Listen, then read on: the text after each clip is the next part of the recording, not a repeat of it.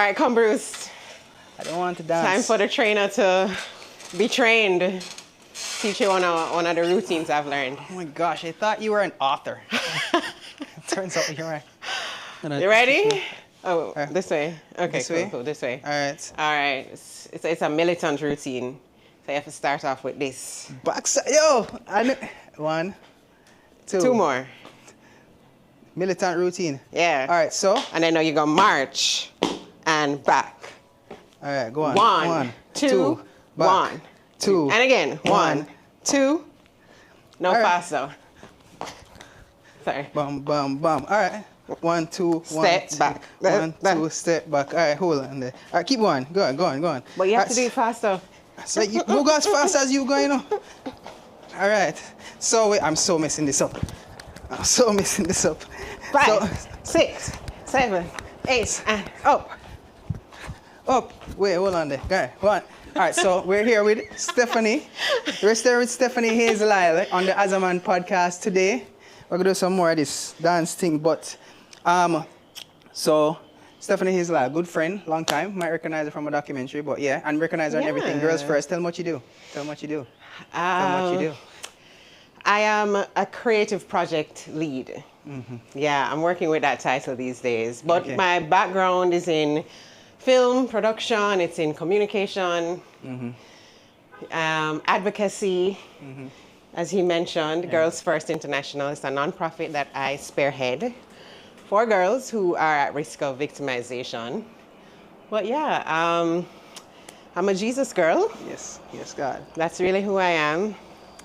Loving on people and helping people to come to know Jesus as well. Oh, amazing. Yeah. I do the same thing. We have the same profession. There you go. And newly, she is the author of a book called Spoken For. Spoken For, unearthing God's relentless love and ending the cycle of heartbreak. And it's pretty much what we're on the talk. We have one of the book them in the background. Wait, show us one of the book them. Seat up close. Okay. Yes, we got the bad catch on camera. Yay. Okay, so Spoken For. Yeah.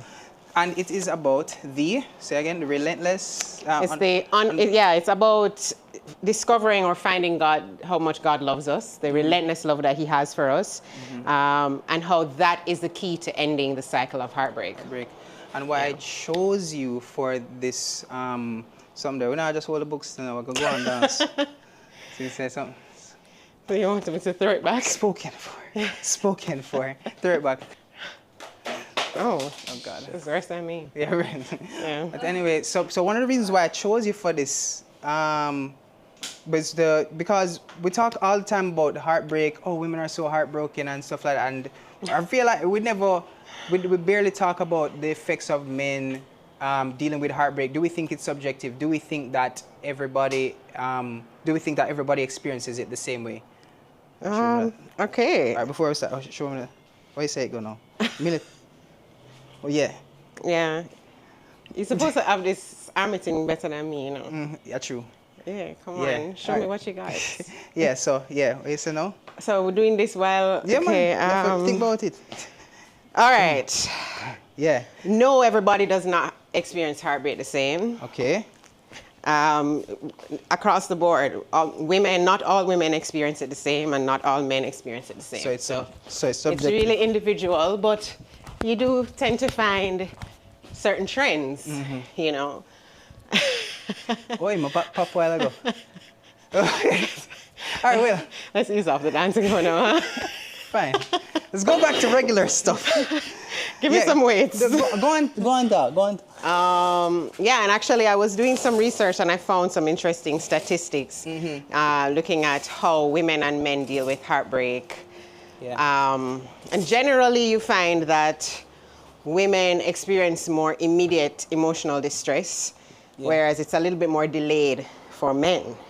Okay. Why do you think that is? I think for several reasons, but I think men tend to be more avoidant. Definitely. And will find other ways to cope. All right, so we're going to do a step. Curl. Boom. With heartbreak. Whereas women, they'll cry about it, they'll, go through the feels. Yeah. Women also experience or are likely to experience depression and anxiety after a breakup. And But you think that's why it's more accepting that you guys go through it rather than being like, yo, he must go through a hard time? Because I've been like seeing where two friends like I know and break up and then everybody's more catering to. yeah, well, And it I wasn't mean, mutual. It wasn't like he did anything wrong. It's just they just made. yeah, well, if you come across like you're good, yeah. then people are gonna assume that So you're that good. would be the avoidant thing that you. So if talking you, about. you don't show any kind of sign of being impacted or affected negatively, you're good. Then everybody is just Step two. gonna think you're good. What's Okay. this? What's the next thing? We're doing that the same thing. So okay. But that doesn't mean that it's okay yeah. that happens. I think we need to become more curious as a people. Just because people look like they're okay and they're not Right. showing signs, Yeah. don't mean that we can't use common sense Right. and compassion Yeah. to know that no, he can't be No, okay. you can still go on. Oh, okay. He have can't like be 4 good, more. He must be.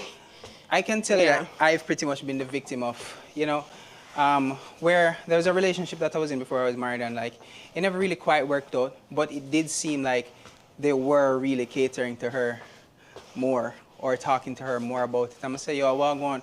And then I had to hear from What would you say were the signs of that? Why did you think they were catering to her more than you? boy, if not get too gossipy, the rumors and the gossip surrounding it and what I was hearing back pretty much. Okay.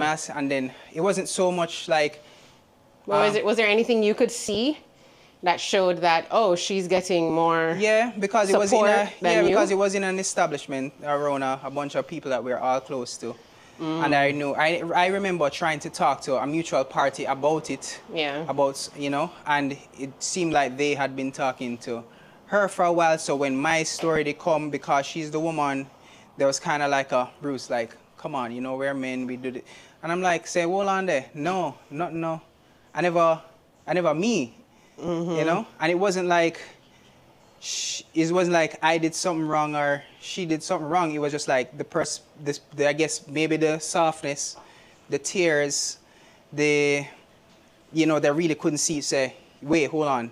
It's not so much, oh, Bruce is more hurt than her. It's more like the two of them are two equally hurting people, But it seemed like there was a lot more sympathy and empathy on that side because we get told, dog, just tough it out. Back in the secular world, it was like, dog, just burn some weed. Yo, just go next party. So that's another statistic that most men, screw the pain away. Like, they cope with substances, whether it's alcohol. Yeah, whether it be sex or whatever, or just go party and just wild out and thing and just deal and just until we just don't feel. And then I feel like because of those statistics where I guess women can, by those statistics, it's not me, so don't come for me. By those statistics, they pretty much feel that turnaround a little bit quicker than we do, whereas for us it's more like long term. That's what it was, right? Yeah. It showed that the emotional distress is not really immediate for you guys. Yeah. Generally, clearly not for every man, Yeah. But Yes. The thing is, women are like the upper body. That's true.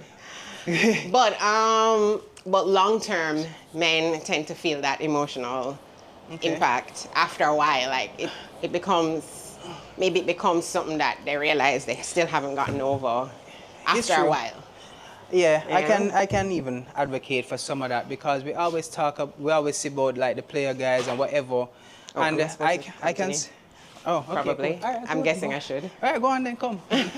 You do it too. Yeah, so we find that, I've seen memes and I've been, because I can say, in my time, when it was me trying to pursue that person, it wasn't so much, I wasn't a bad guy. I feel like I was a very good guy, very good, sweet guy. And because of the heartbreak and how bad it actually was, because I still believe in a lot of ways that I was wrong. And if I must say things even about that objectively, maybe I didn't quite get I didn't quite get the get a hint. Maybe she just never liked me to begin with, and maybe me just say I try. Yeah, man, I gotta believe because she must change her mind because of this or that, and then I end up pretty much ultimately hurting myself till the point it's like at the end it's kind of like, yo, but we talk about this, say I'm just friends kind of thing, but we don't tell each other say yo, but yeah, we start out as friends. Of course, I get to know you. Hold on. So the relationship never got to a point where both of you agreed that this was gonna be more than friendship? It's one or two things. One or two things because I mean it's a bunch of experiences. So I mean I can say that there's one where we never actually got to the point where we said yo we're actually boyfriend and girlfriend, or you get together but it wasn't entirely communicated that I mean I like you but I don't think I like you like that. Then all of a sudden you make this commitment and then before you know it kind of breaking apart in a month and a half, 2 months down the line, you know, because the initial attraction or the initial connection, chemistry, whatever, just was not there, you know, or that's why I would say, if I can look at it objectively, I can say, yo, me never take a hint from before, instead of say, yo. Yeah, no, I think things have to be so clear. I think that's one of the ways that we avoid heartbreak. Right. You know, we have to be so clear in communication with the opposite sex. Let's curl this way. This way. Yes, that one. Yeah. Just one. We're going to 10. Okay. Yeah. So would you say are some healthy coping mechanisms? So we talk about all the bad ones, but yeah, I think healthy coping mechanisms look like. Well, I'm gonna have to start with your relationship with God. You know, your relationship with you can go the one who loves you the most. Right. Core of the book, spoken for. The core of the book is about returning to sender. You know, returning to sender, the one who made us. And that does something for your identity. So I think that's also a way of loving yourself. You know, when we kind of go back to God and He also helps to affirm who we are. That really helps you after you've gone through a breakup, because breakups can be identity shifting sometimes. Like, who am I now that we're not together, and our life is different now, and even if it was a short thing, you know, should I continue? No, you're fine. You can stop. Even if it's short, make me dance, all kind of stuff. Lift up weight.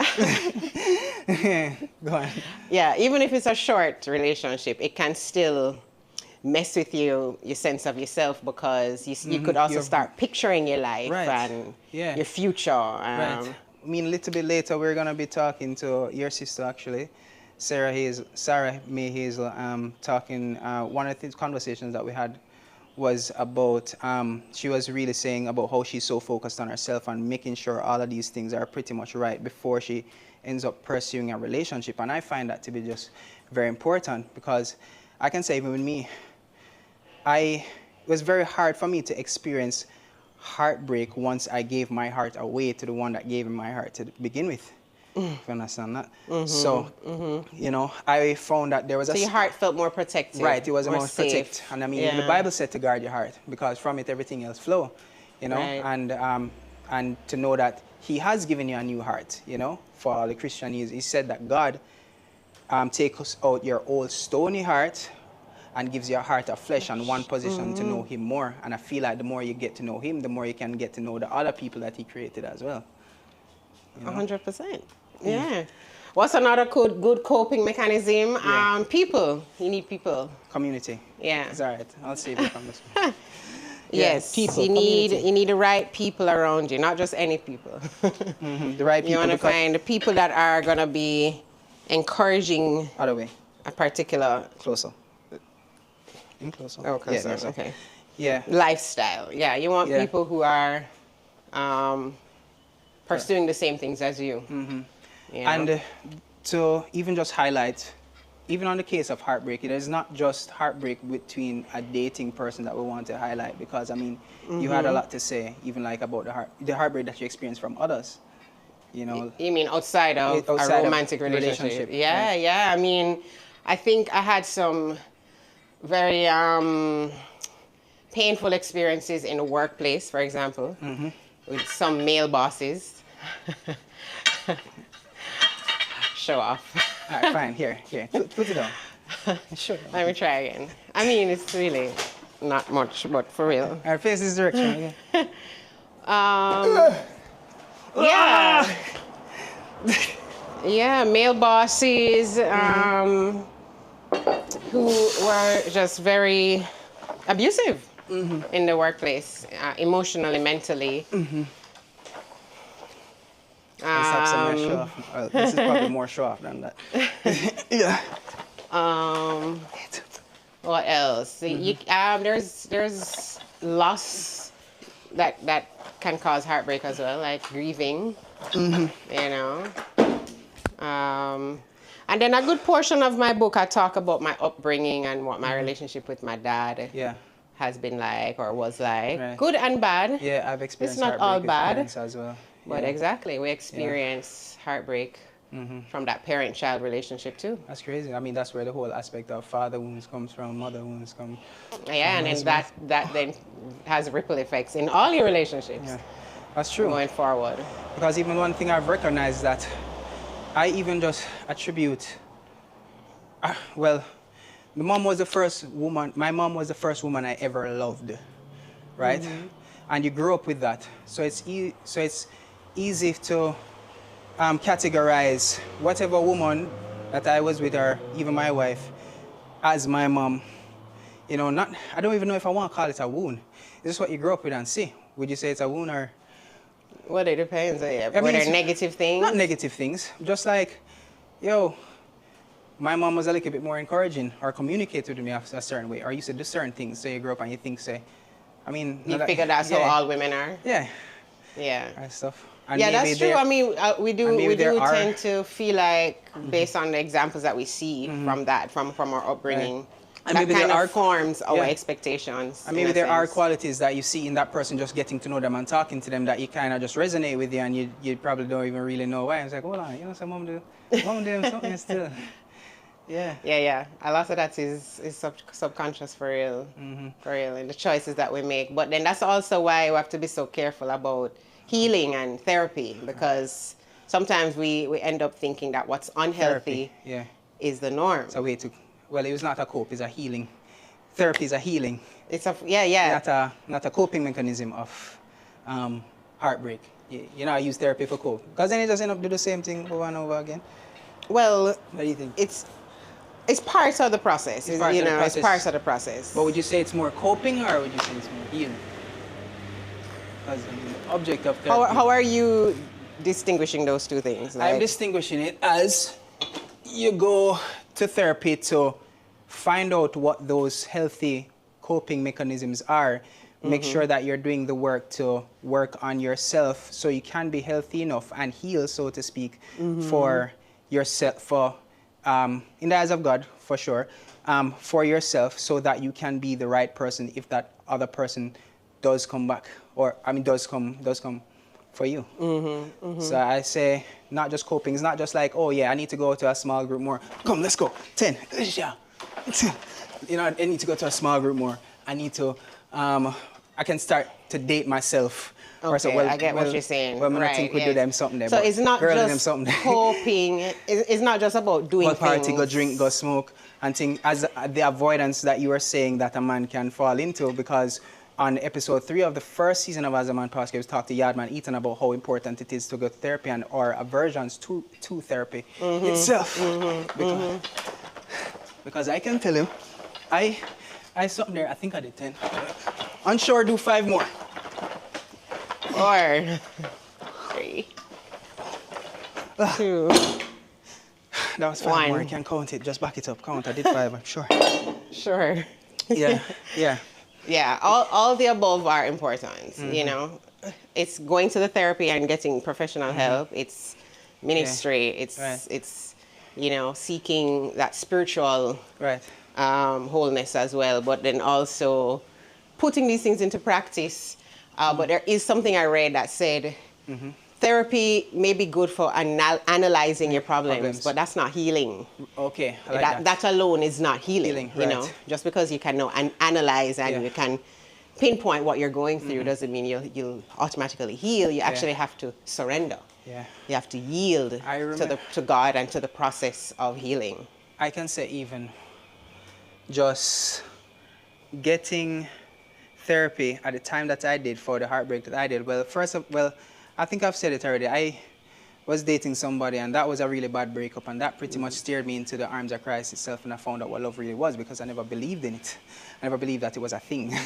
Interesting. I thought that human beings were incapable of this 1 Corinthians 13, patient, kind, not easily angered. And it's like, well, they're going to piss you off. Like, but that's so funny, because what would be the point in trying to get into a relationship if you didn't even believe love was real? I never believed in marriage them time there. Oh, okay. Never believe in them something. But just they say, but then why even have a girlfriend? Like, why bother getting a relationship? Secularly? Oh, okay. For sex.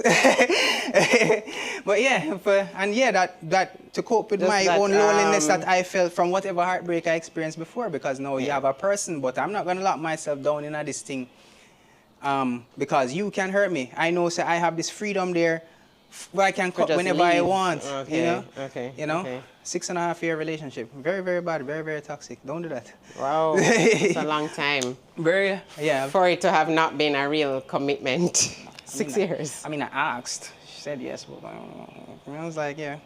But yeah, that's the shoulder presses. Okay.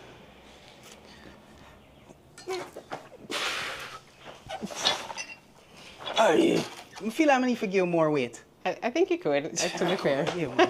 Alright, lift up that one. Look, put down.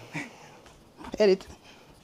Yeah, so I never necessarily believe in that thing there, because, and then as a result of the heartbreak itself, I just turned just a player, and I could have just do.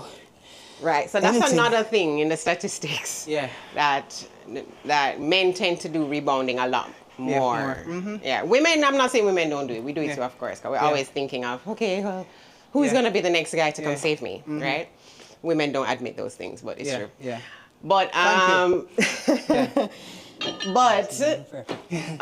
men, definitely, that's a go-to for them. Yeah. The next girl. And I'll also say, the guy where you probably think are the worst dog, dude, you ever see?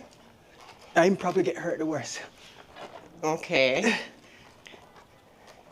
So how does a man go from dealing with heartbreak like that to dealing with it better? Yeah, in a more healthy way. I can speak from experience, but yeah, how did practically, you do it? What was it like for you? Practically, you kind of just get tired of the games.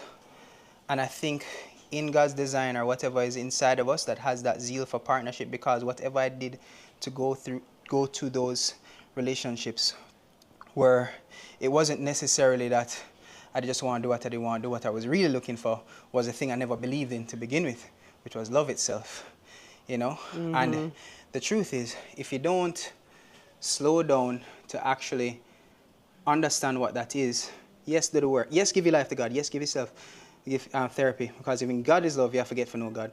So love itself, I had to understand, like, oh, this thing is actually real, and find out more about it. And then all of a sudden it's like, wait, I want this. And all of a sudden, when you get this value system that rise up in you, or this flame get ignited in you that you never necessarily saw before, it was, if it's anything less than this, I don't want it. But it does take that self-introspection, you know, because you're talking to somebody like, yeah, they go through, yeah, I give my life to God. When I was going to therapy 2 times a week, because the whole platform pretty much is like, oh yeah, we're not that emotional and we don't talk or whatever. But when I found that I was able to, I was like, I like it. And with every therapy session I went to, or every healthy friend that I found that gave me that safe space, it was healing itself for me to not necessarily get over it, but to go through it and then land to wherever that promised land of love was. So yeah. I love that. That's really a prayer point. I do pray men have more spaces where they can feel that same freedom to talk. Yeah. Yeah. Okay, so any encouraging word you can say to the guys out there that probably deal with heartbreak, or how they, anything at all that you want to say? For sure, I want to say, firstly, I'm sorry. Yeah, I'm sorry that you're going through whatever you're going through or have gone through. And I would also say that there are actually a lot more guys nowadays, I realize, that are opening up about what they've gone through, painful things that they've gone through. Surely, none of us are perfect. I know, tugs out the thing. Yeah, man, we're Earth. Yeah, Earth.